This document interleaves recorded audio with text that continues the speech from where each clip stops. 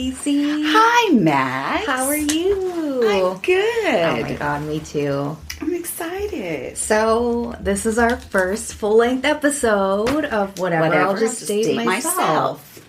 So, why are we here today? Well, we are here. Dating's shitty. Awful. And it's hard because of COVID. And other reasons. People suck. People really suck. And the internet sucks. Yes. Sometimes it's so annoying and so hard, you just wanna, what do you want to do? Date myself. Date myself. Yeah. Yeah. So, we are here to talk about all things dating. Oh, yeah. All the shitty parts about it. Yes. Yeah. We are going to tell funny stories, bad stories. We hope they're funny anyways. They'll be funny. Well, definitely be bad, but... Yeah.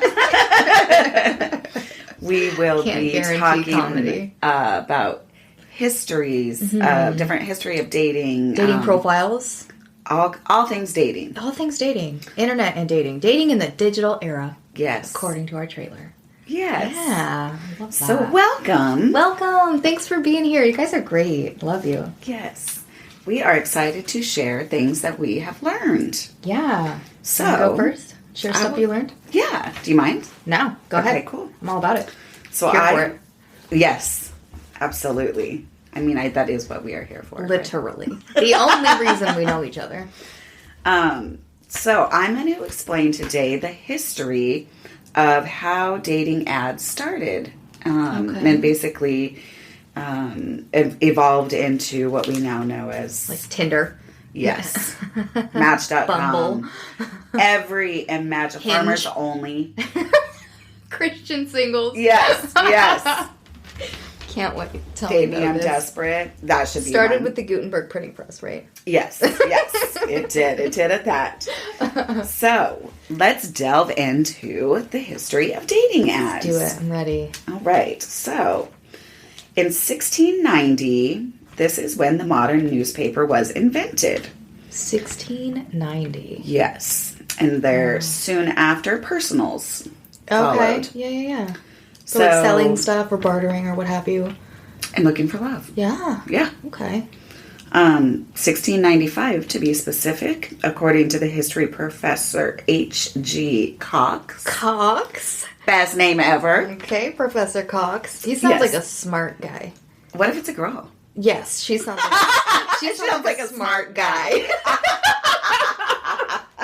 So smart, Professor H.G. Oh, Cox. H.G. Cox. Best name ever. So, according to Mr. and Mrs. Cox, one of the first personal ads ever placed was by a 30-year-old gentleman with a very good estate. He was in search of some young gentlewoman that has a fortune of 3,000 pounds or more. Okay, I dig it. I would like 3,000 pounds or more, so I get it. Yeah, in today's time, yeah, that is 300,000 pounds in the UK. Okay. And in US dollars, that would be almost 400,000 pounds. Dollars. Dollars. We don't do pounds. Okay, right. So, yes, he was looking for basically a wealthy rich woman. bitch. Yeah. Okay. Yes, that's exactly correct. Rich bitches only. Got it. Right. It's like the wealthy elite dating club. Yes. So then from there, I find this very interesting. In the 1700s, personal ads started being used for homosexual safety. Okay. Basically, personal ads were a safe and discreet way for gays and lesbians to meet. I love it. Friends of Dorothy. Yeah. Friends of Dorothy. Yes. Loving it. The Rainbow Club, sometimes it's referred to. Yes. Yeah. And it was kind of considered like a safe way for them to discreetly meet because, not so fun fact, homosexuality was actually outlawed and punishable by death in the UK by the asshole Henry VIII. Okay. The fucking wife killer. Everything I hear about him is the worst. He's just the worst fucking guy. Yes. There's never been a good thing about him. I'm such a history buff, and I've done so much, reading about him. He's just a fucking asshole. And all that stuff you read, did you ever read about the time he was nice to somebody? Oh, no. No? No, he's an asshole with a fucking boil on his leg. That guy. He was, fat and stinky. Gross, dude. Yeah. Ew. Yeah. I wouldn't give him a son either then. Fuck that guy. I know, right? Gross. Go Queen Elizabeth. Go Queenie. So, yes. it was, they killed you if you were caught. I mean, you probably didn't even have to prove it. No, like, no. You seem gay. Off with your head. That's basically what you did to Anne Boleyn's brother. Yeah. Yeah. That's so rude. Yes. Oh, my God. And then another not so fun fact, homosexuality was actually continued to be illegal until 1967. Oh, my God. That's fucking bananas to me. Bananas. I'm not sure what the punishment was, but... Hopefully not death, like in the UK. I know, right? So, by 1727, the first ad placed by a woman, Helen Morrison, this badass bitch, Helen, was placed in the Lonely Hearts column. She had to convince the editor of Manchester Weekly Journal to place a small ad, and she stated she was seeking someone nice to spend her life with. Oh, Helen. I know. Literally had to convince a guy to put that in the paper. Yeah. That's the sweetest thing I've ever heard. I know. And guess what? I also seek that. Oh my God. Doesn't everybody? Helen, that is such a nice way to put it. You do have a pretty nice guy to spend your life with. I do. It's a pretty good one. Yeah. I didn't even have to go to the newspaper for it. I know. Well, unfortunately for Helen, only one man responded. Oh. And it was the mayor. Oh, yeah? And he said, "Not today, Helen," and sent her off to a fucking insane asylum. Oh, my For 4 weeks. 4 weeks? 4 weeks! You crazy bitch. How dare you ask for something like that? She's hysterical. Yep. You can't have your hysterics in the paper. No. 4 weeks and this woman is insane. For asking for love. Crazy.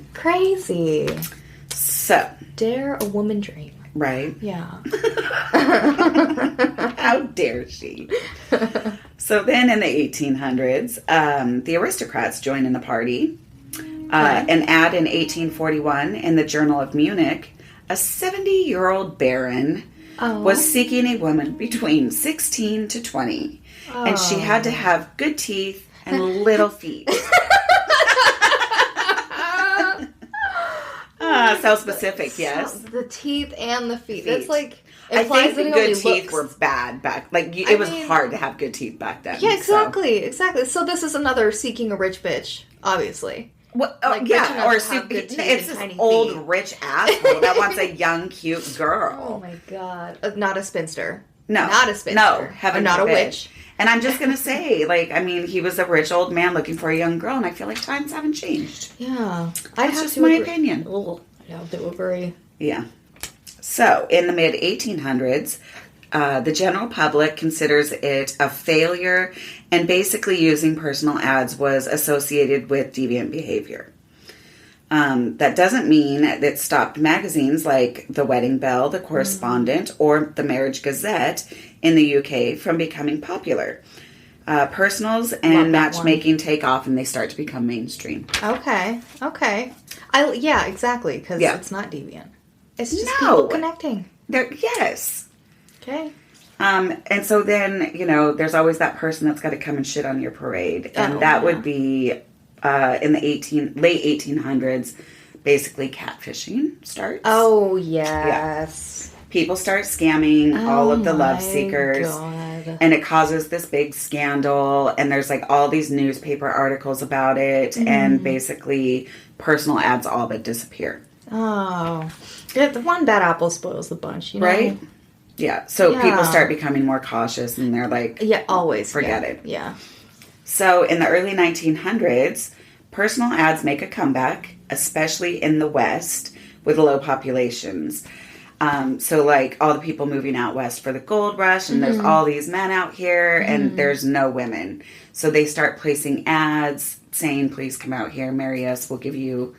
land the acreage thing, yes, like the Homestead Act or whatever. Yes, I don't know if that's what it was called, but it was like that. So, yes, basically, married families would get 1 million acres, right? And it's the first version of Farmers Only. That's what I see. You either were a farmer or a miner, yes, and that's it, and needed a wife, yeah, to take care of you. Yeah, exactly. Make you sandwiches. Yeah, that's exactly right.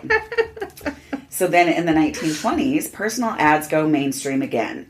Social pressures had people... Would you say 1920s? Yeah. Of course. Of course. Like, I would have loved to have been... 20s. I know. I would have loved to have been Prohibition, alive then. Yep. dinner parties, flapper dresses. Everything.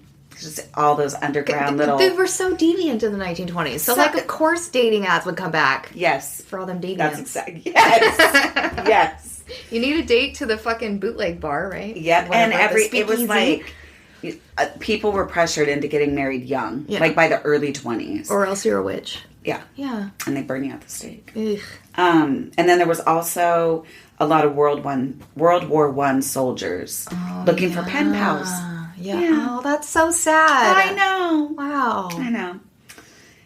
In the 1960s, the ads died down again and were again associated with perverts, homosexuals, and sex workers. Which we will be talking about here in a little bit with what you have to say. Yeah. I'm excited for that. In 1965, a team of Harvard undergrads created what is called Operation Match. And for $3, users could answer questions. It was a computerized thing. It was like their first basically computerized like on the big dinosaur box Apple thing. And you had to like submit your questions like in paper. They would go in the computer. And then it would spit out your matches. Oh my God. And that would cost you a whopping $3. Wow. Yes. Listen, for $3 to find like a marriage for life, not a bad deal. Right. Not a bad deal. Right. Yeah, and you get to use a computer for like the first time. Yeah. Okay. All right. Fun Apple's fact. come a long way. This process is actually still used today by many dating sites. Oh, yes. Really? So then in 1990s to the early 2000s, we say hello to the internet.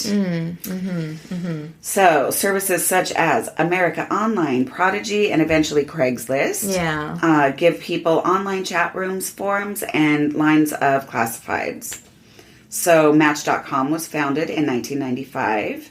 And by 2007, online dating is the second highest online industry for paid content. No shit. Yes.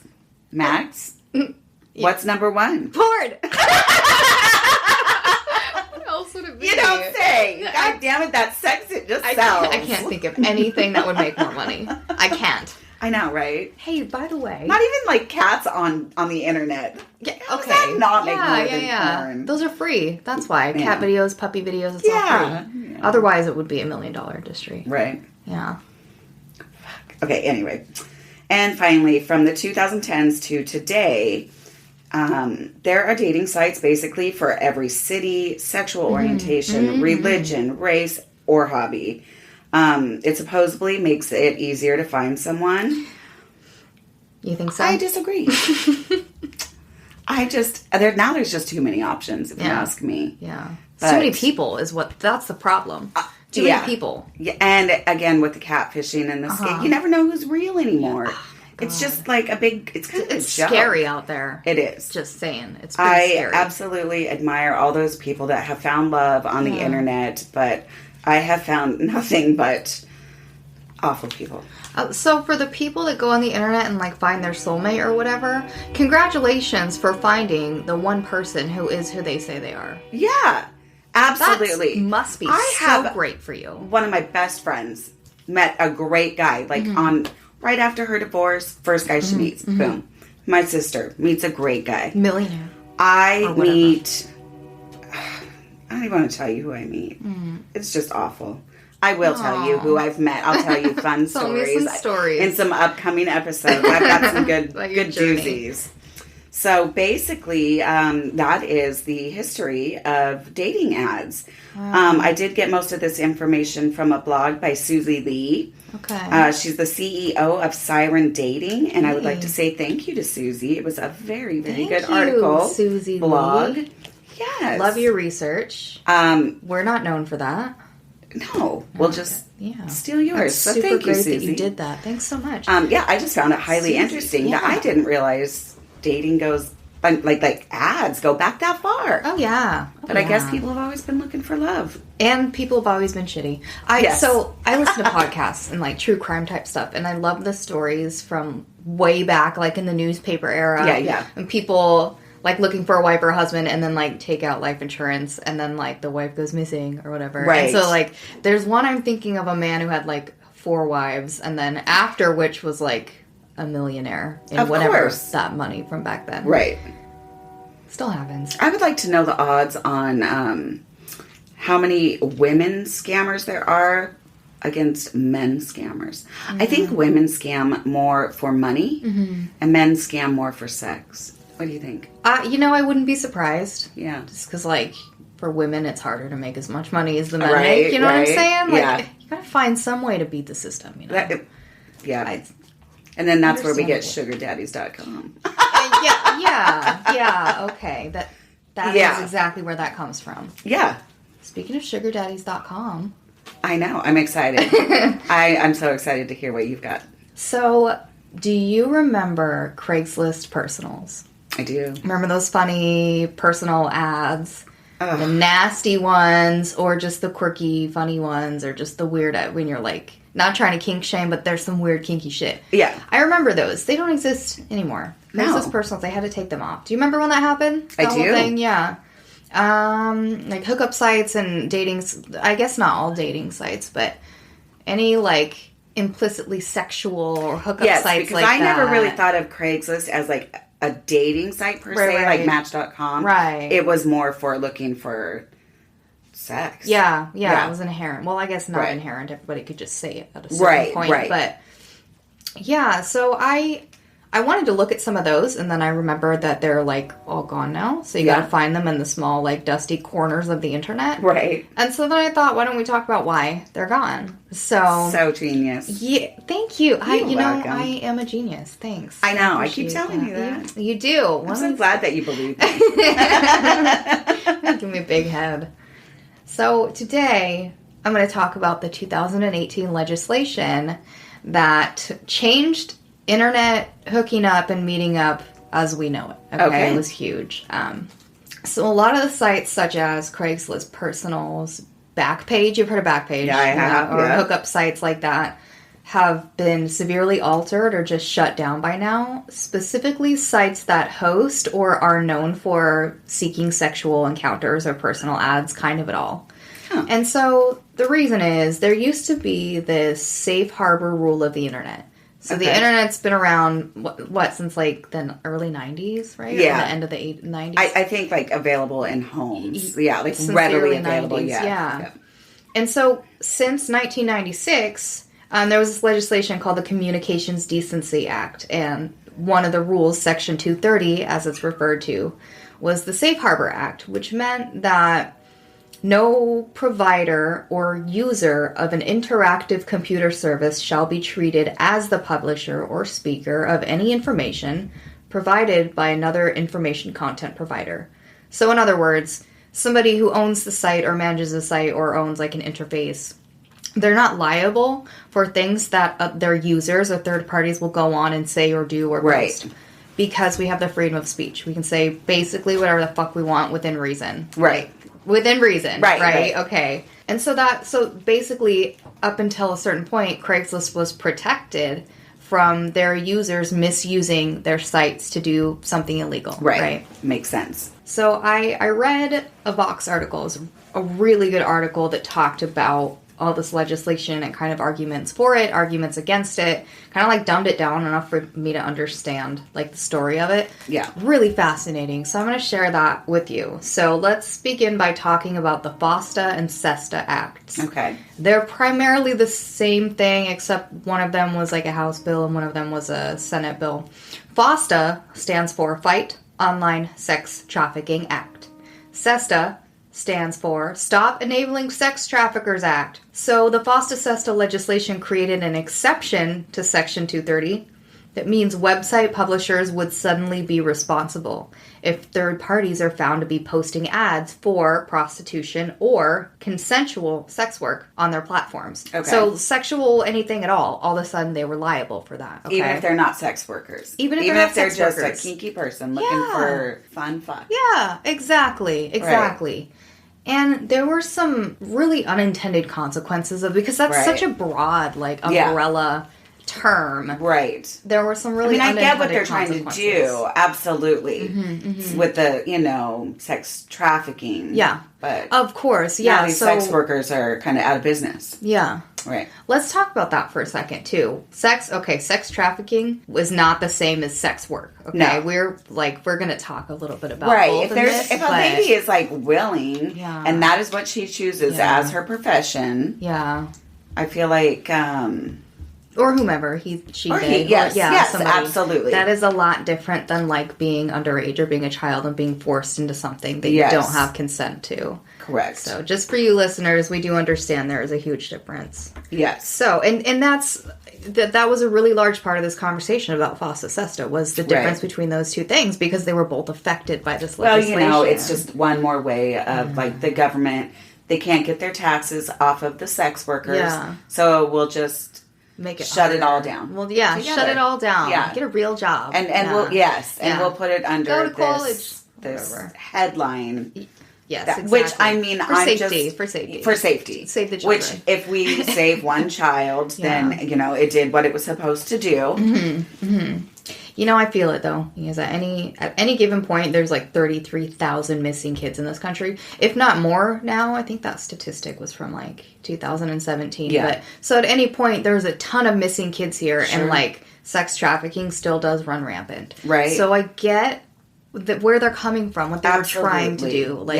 The intentions were good, okay? But unintended consequences. Right. Okay, so FOSTA, a bill originally passed in February 2018 by the House, initially was set up to focus solely on sites like Backpage, okay? Right. That is sites that were only designated to give space to sex workers. Backpage is where you got paid in roses, correct? Wink, wink, yeah. Roses. Okay. Yeah. Okay. Everybody loves white roses, right? Red roses, yeah. I'll take the black roses, like my heart. Yeah. I'll give you 50 roses for a massage. Sounds legit. Okay, yeah. I'm in. Dude, for sure. No, fuck that. I'll give you $50. 50 roses are more expensive. Oh, okay. That's so funny. Dude, I'll take the roses, though. Okay. Because they smell pretty. Yeah, they do. Yeah. So by the time that FOSTA made it to the House floor, it had gained broader, sterner provisions borrowed from the Senate version, which was SESTA. So it went from sites like Backpage or somewhere that you go for consensual sex. Sure. They widened it to include all of the internet. So okay. in any part of the internet, if somebody could possibly post for any kind of sexual services or sexual encounter, the host would be liable. Tinder? So it went from 0 to a fucking 100. Right, yeah, right. Exactly. Tinder. How's Tinder not in that? Right? You know what I mean? But whatever. I'm willing to bet that some of those sites have probably just changed their community guidelines since then by a lot. You know what I'm saying? Yeah. So I have a couple messages from the congressional record. I was really interested in what were people's arguments for and against SESTA. Okay. So the congressional record is basically somebody transcribing a hearing. People go to the hearing and make their case whether they want something passed or not. Okay. So this first segment that I have, quote, first, SESTA says that if you're violating a federal law or the federal law on sex trafficking that is well established by assisting, supporting, or facilitating sex trafficking, and if you're doing it knowingly, which is a very high standard to prove, that's important, then you can be held liable and held to account. Again, this is very narrowly targeted legislation to deal with this specific problem, allegedly. Right. The legislation will allow state attorneys general, who cannot now but would be able to under this legislation, to prosecute websites that violate federal sex trafficking laws. It is very important because that is where you're going to see most of the action at the state level, the state prosecutors. And somebody had said, we've tailored this legislation narrowly to ensure no threat to the freedom of the internet, but to ensure that we are getting at this problem and actually dealing with the immunity in federal law. The immunity that they're talking about is that Section 230 that gives protections to the hosts of these websites. Okay. Sex trafficking survivors, families, and anti-trafficking advocates have shown great courage by sharing their tragic stories and personal accounts of injustice at the hands of online sex traffickers as we worked with them to develop this narrowly crafted legislation. Again, with the narrowly. We cannot stress this enough. Right. Extremely narrow. Yeah. Right? It's not really, though. In testimony before the Permanent Subcommittee on Investigations and Testimony, we heard from moms who told us their teenage daughters have been trafficked online. So, okay, I get it. Yeah. It makes sense. Keep the youth safe. Yes. The youth are the future. They are our future. And yes, all those guys that are, doping those young girls up and prostituting them out. I get that. Yeah. So based on this argument for SESTA, they want us to believe it's very narrowly, again with that word, narrowly targeting predators, like that, sexual predators and what have you.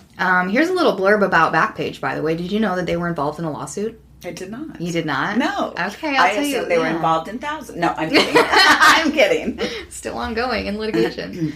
In January 2017, a Senate investigation ultimately found Backpage to be complicit in obscuring ads for child trafficking. So they did know about it. And they covered it up. So they were involved in a lawsuit. Okay. That was, from what I heard, at some point it was dismissed under Article 230. Okay. But they had another one later when they was not dismissed. They got in really big trouble. They should. Yeah, yes. A month later, a documentary of survivors called I Am Jane Doe, which was focused on Backpage victims, argued that the safe harbor provision protecting Backpage from liability for ads on its sites should be done away with. So Congress listened. FOSTA and SESTA were created in response to the backlash against Backpage, with the bill's creator specifically naming Backpage in an attempt to ensure that future lawsuits like that one that were dismissed in that 2016 lawsuit could move forward. So, towards the end of it, the owners of Backpage were arrested. Good. Rightfully so. Yes. Because they knew about child, underage, this awful. gross predatory stuff, and they covered it up, okay? Right. That's 100% different than a sex worker networking on the internet, right? Yes. That's 1.5 million times different than me going on Facebook haha, suck my dick, I don't like you, and then and then somebody suing Facebook because they don't agree with that language. Right. It's crazy. So God, that's just awful. Yeah, it's disgusting. Yeah, it's disgusting. Yeah, that's sad. That there's no amount of money that would in my head that would ever make me want to keep running a website that obscures something so grotesque like that. I don't get it. I don't get it. Not at all. So here's some more from the congressional record that people strengthened their arguments for FOSTA SESTA to shut down these websites. Okay. Someone named Mrs. Wagner said in April 2018, the FOSTA allows federal, state, and local prosecutors to go after the online businesses that are trafficking our children. Fantastic. That's great. Thank you. Keep doing that. Yes. Signing FOSTA into law has decimated the online sex trade that fuels human trafficking in America. Again, 2 thumbs up. Yeah. I have 1 thumb available, but I would if I will put out. Awesome. All the thumbs. Okay. Scores of major websites that promoted sex trafficking and prostitution have shut down, and countless lives have been saved. Fantastic. Yeah. Like you said, if you can save just one child, then that's a win, right? Yes. Our communities are better off now because of FOSTA. Fewer victims are being trafficked, buyers are no longer able to easily purchase women and children, and fewer pimps are getting their payday. Nice. I mean, we need to be clear about it. Yeah. Very clear about what their goal and their intention was. Yes, 100%. The online slave trade has never been more fragile than it is today. After the passage of FOSTA, global ad volume declined 87% from the daily average. Websites that dominated the illegal sex trade shut down for fear of being prosecuted. Websites like Massage Tools, The Erotic Review, and Escorts in College are gone. Oh boy, what am I going to do without escorts in college? I know. What am I going to do when I go to a college? Right? How are you going to get a job? How am I going to get around? Oh man. Household names like Reddit, Google, PayPal, and Microsoft updated their terms of service to ensure that platforms aren't being abused by traffickers. So this is probably why dating websites are still in existence. Their community guidelines are probably so strict. Oh, so strict. And they'll ban a motherfucker for a nip slip or whatever. Right. Yeah. Get away with shit. Additionally, the Department of Justice shut down Backpage.com and its owners were arrested. Good. Rightfully so. Right now, we have this criminal enterprise on its heels. Buyers and pimps don't know where to turn, and traffickers are getting 90% fewer responses than they got on Backpage. That's huge. Yeah, 90% is a lot of percent. That's almost all of it. Yeah. Almost 100. I think I'm terrible at math. It's almost 100. The bottom line is, websites are doing everything they can to avoid criminal liability. Yeah, no shit. While trying to keep their criminal enterprise alive. But the loopholes that they are utilizing no longer exist. Another really fascinating way that they were attacking these industries was through financial liability.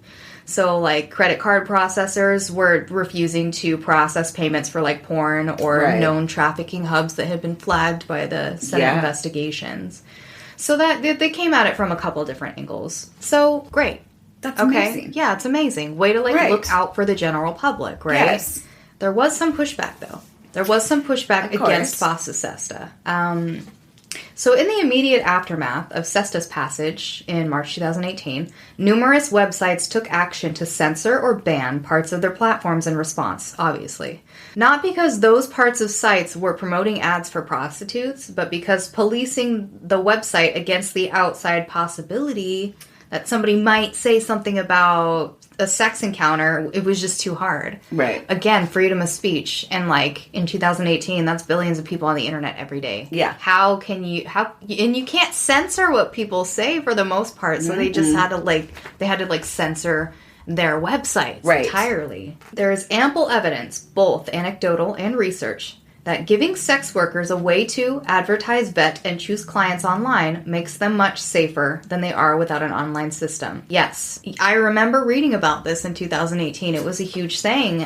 Sex work advocates were saying things like that. You can do a background check with just somebody's phone number. Yeah. Right? Yeah. And some of these websites that they were using to network were like the customers or clients, what have you, would have to have an account first. And so that would already give you information about who they are, where they are, what to expect. Which is very similar to a dating site. Exactly. That's all the information. Yeah. I mean, you can still make fake ones. You do payment through there and have to manage it, like a schedule and things like that. Yeah. So without that safety, you're basically just walking into a situation that you don't know what to expect, you know? Can't even have a picture of the person. I mean, they might send you a picture or whatever. But it's like, if you're just using these messaging apps or whatever, like Messenger or whatever it is, I mean, you have no way to tell if that's the person that you're talking to. You know? Because it's the internet. Yep. Jesus moly. So when they're forced onto the streets to find clients, sex workers have fewer advanced safety precautions in place,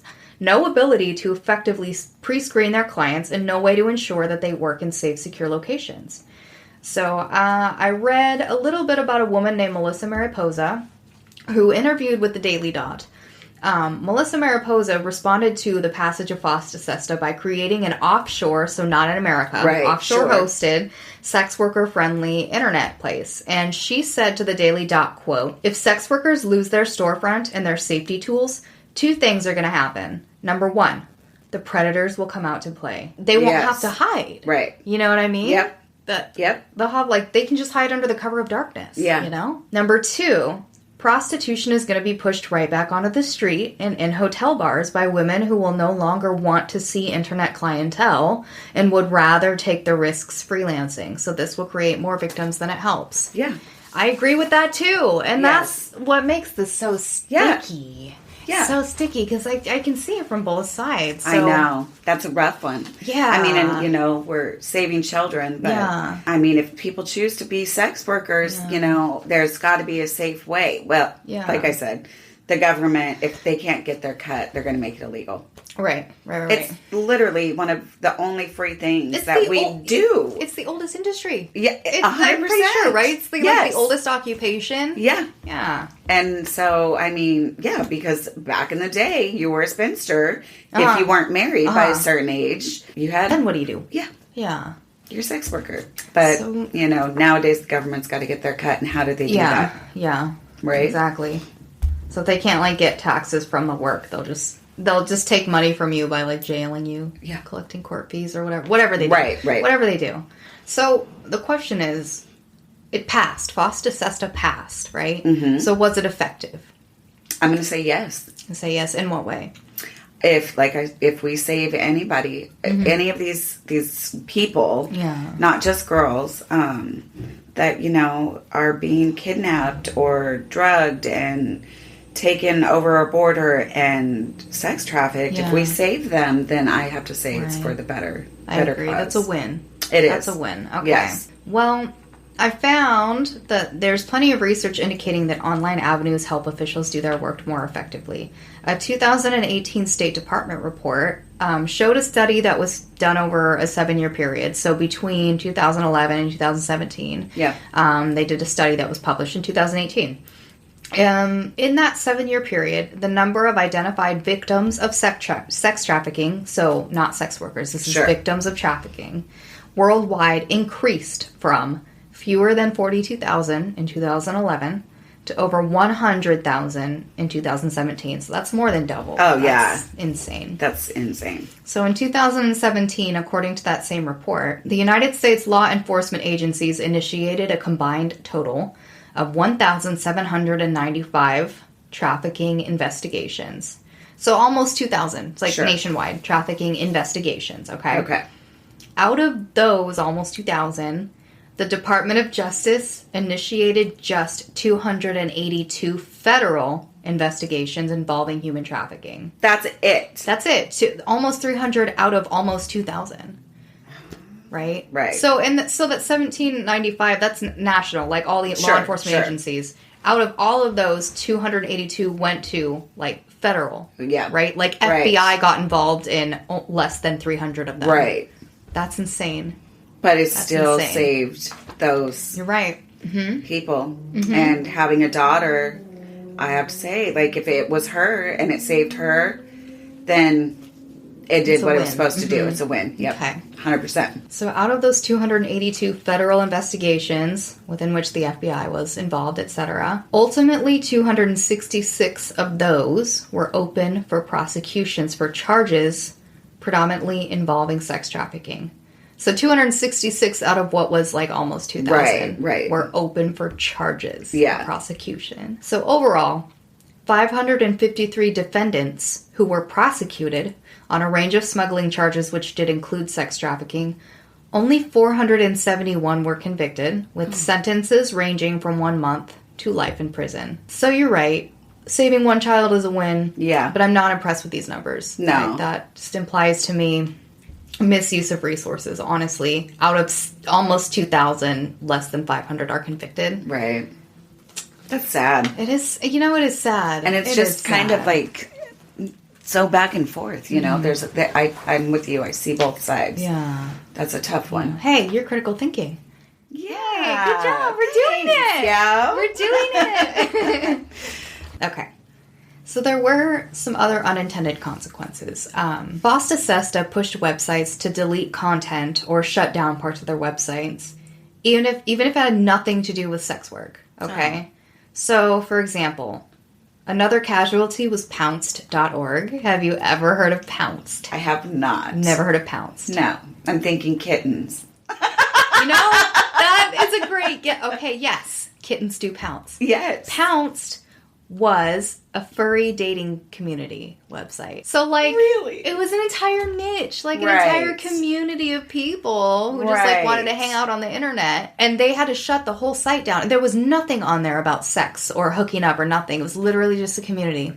But again, they had to shut it down because it was mostly run by volunteers, the website. Yeah. So they were just like, listen, if anything ever happens, like if we ever even get investigated, like we don't have the money or the manpower to fight it. Like it's just not even worth it. So they shut it down. That literally annihilated like an entire community meeting spot for people that have one fucking goal.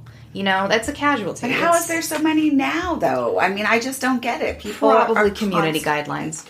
They're probably super strict. Oh, yeah. But I mean, there's still people, predators. Yeah. Oh my God. You know what everywhere. I mean? There's still places that people go. Yeah. Yeah. So somehow. Yes. Fucking doing it. Yeah. Yeah.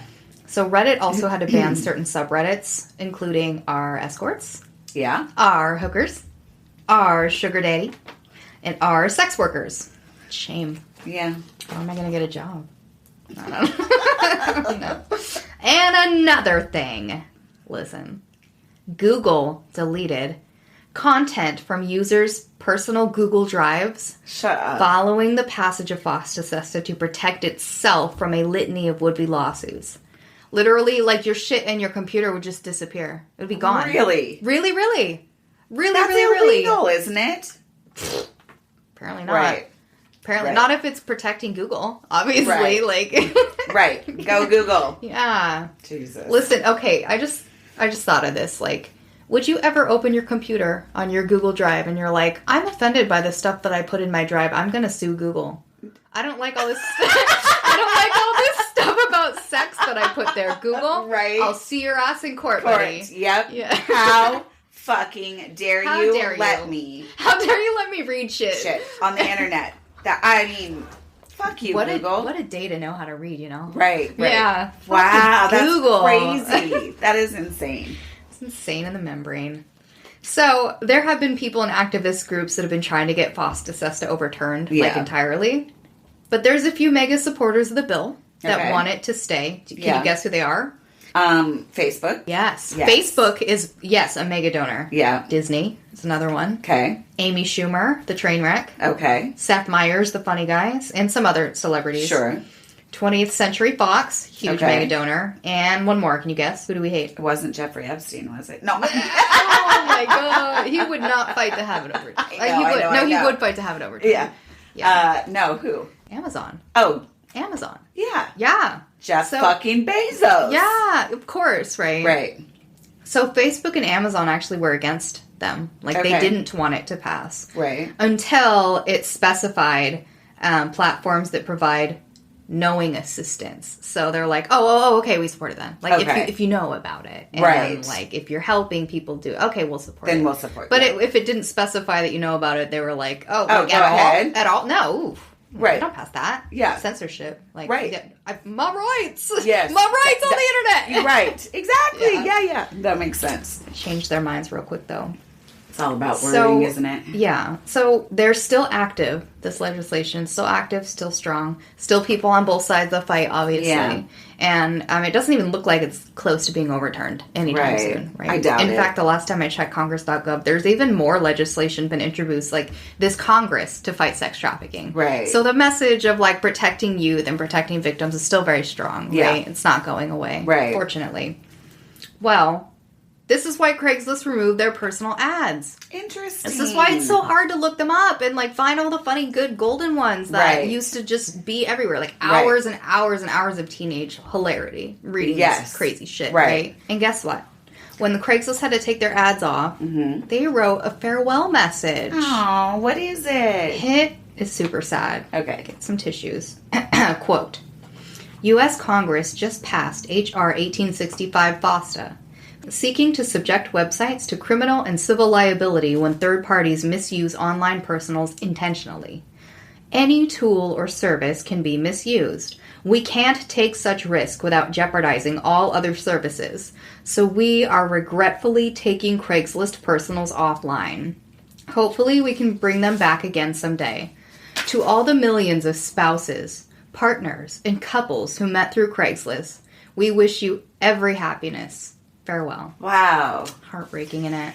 It's so interesting because, so if I, like, responded to an ad through, like, our local newspaper, the Register Guard, and it was some crazy guy, that's basically, like, I could sue the Register Guard and hold them responsible for it. Probably. Because they basically didn't vet him. But maybe not, because the FOSTA SESTA is only for the internet. Okay. So if it was the online, but it's literally the same fucking thing, right? Language matters, though. Right, it does.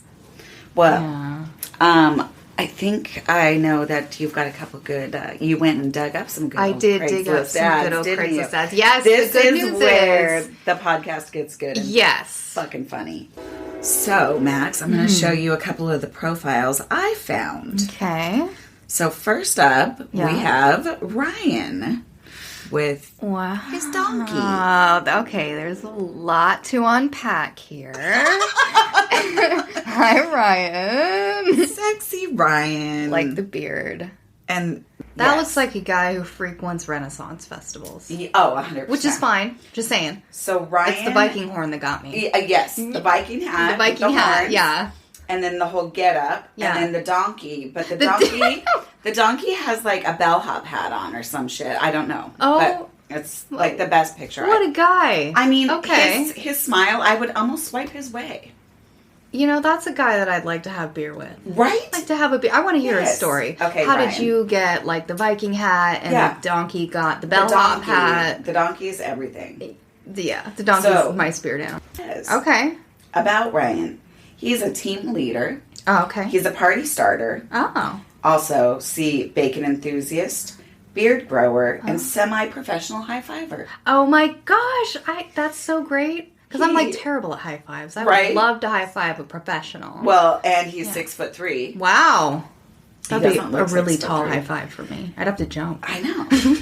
That you have to learn from the semi-professional. Yeah.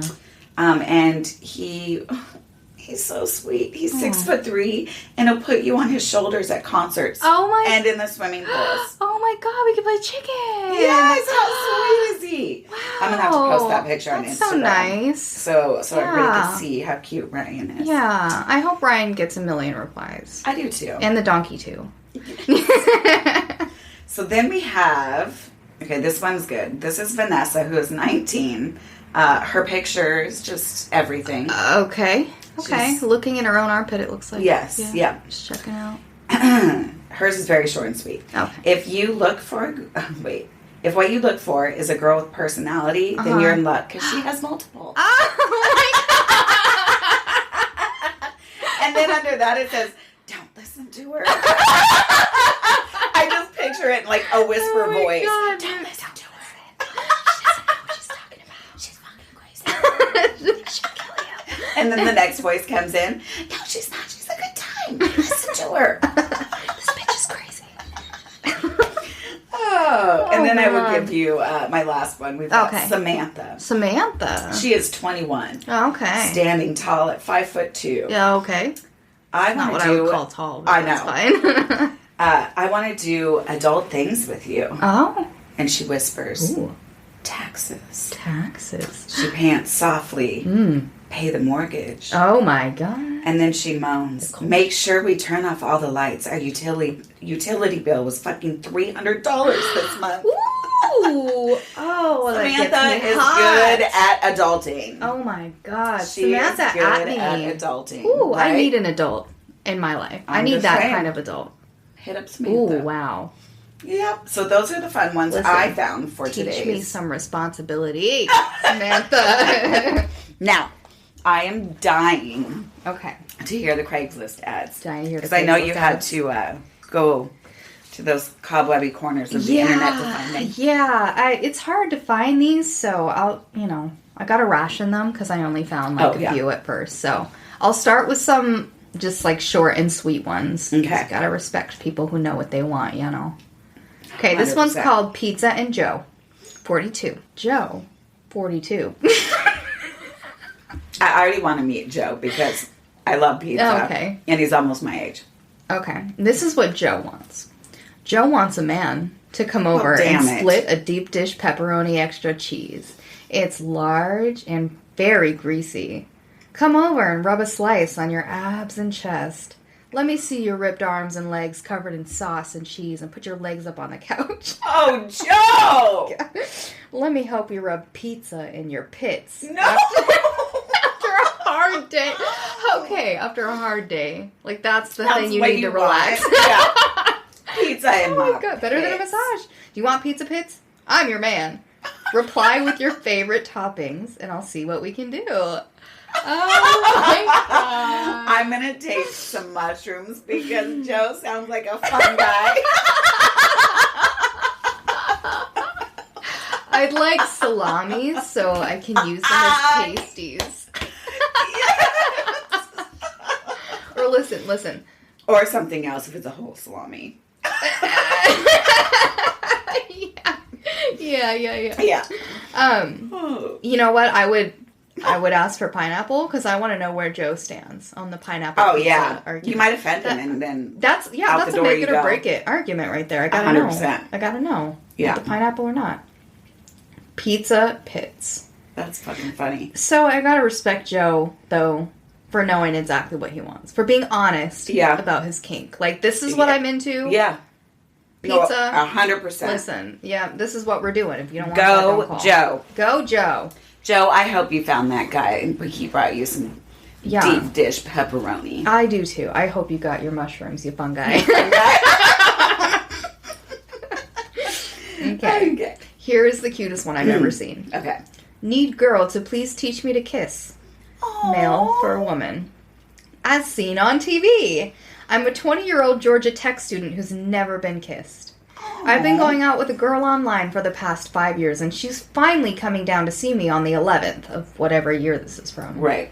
She tells me it's a big turnoff if a guy doesn't know how to kiss. Oh. And she even dumped her last boyfriend because of it. Oh, no. I want to make a good first impression, but I've never been kissed before. Please, I need a girl to practice kissing with and nothing else. Just kissing lessons. Nothing more and nothing less. Oh, some of you have asked if I have, like, terrible oral hygiene or something like that, so I included a picture of me showing my teeth. I'm pretty normal. I'll send more pics on request. Oh, my God. This poor soul.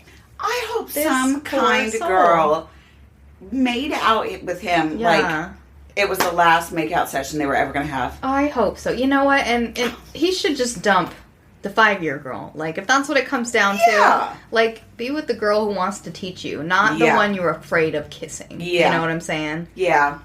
That poor kid. He should be honest and be like, you're going to have to teach me. I don't know what I'm doing. Yeah. He should be like, hey, girlfriend of 5 years, I need you to teach me how to kiss. And here's the thing. Yeah.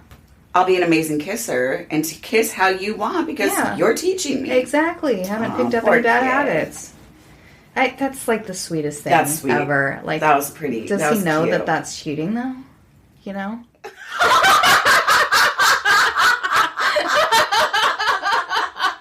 I honestly don't think he gets the nuance. I just say it. I didn't even think of that. Oh my God. Your face is like, oh fuck. That's right. I know. I could feel the light bulb. Like, oh, something to teach him. I you saw the light bulb cheating explode. It exploded. Oh my God, what a joke. Oh, dang. Oh, jeez. Well, that's all I got for today. I have to ration out my Craigslist love those, ads. Max. Those were so good. Thank you, Tracee. Thank you. What a blast. We're so cool. Much fun. So We're I the coolest think, people I know. You're so cool. I just want to be up there with you on that level.